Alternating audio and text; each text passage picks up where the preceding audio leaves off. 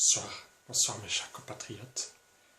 Je souhaitais revenir un petit peu pour parler de tout ce qui s'est passé jusqu'ici, depuis ma dernière vidéo. Bon, déjà, je vais commencer par parler de Fillon dans l'affaire Juillet. En voulant m'évincer, il a cru pouvoir cacher mon retour, mais il faut qu'il sache qu'il arrive même pas à la hauteur de mes épaules. Politiquement, bien sûr. Si lui, c'est le Kennedy français. Moi, je suis quoi? Hein? Je suis quoi? Le Dieu vivant, peut-être?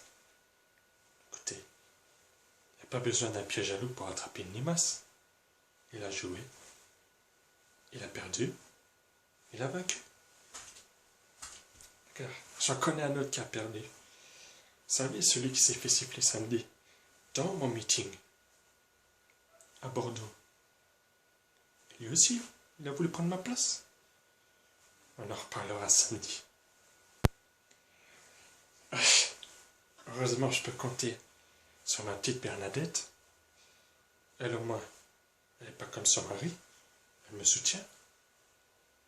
C'est pas comme ce Chirac, qui est avec mon successeur ce week-end. D'ailleurs, permettez-moi de parler de mon futur successeur. Vous savez, monsieur 13%, même Nabila aurait fait mieux de sa cote de popularité. Après 2 ans et demi de mandat, 2 ans et demi, vous vous rendez compte de toutes les affaires privées, ou non privées d'ailleurs, qui ont pu avoir lieu? C'est une honte.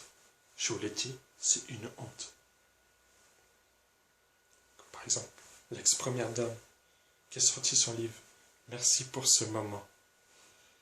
Encore les photos où on voit le président de la République jouer la dinette avec sa maîtresse Julie Gaillet.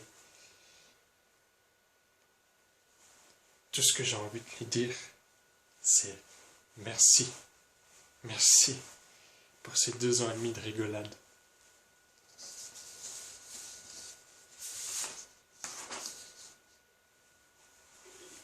Il y a cravate de travers.